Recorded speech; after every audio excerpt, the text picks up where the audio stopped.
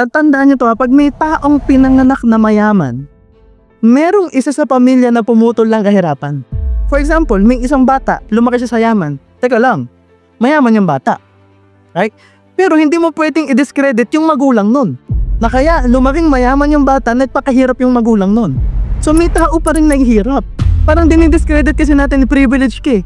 Bakit nating mamasamain yung pinaghirapan ng magulang na comfort na gusto niyang ibigay sa pamilya niya? Kayo. Bakit ba tayo nagpapakahirap? Bakit ba natin gustong kumita? O diba at some point, nung bagyo, papadala kayo ng pera sa parent? Nagpe-pray tayo to make sure yung family ninyo safe.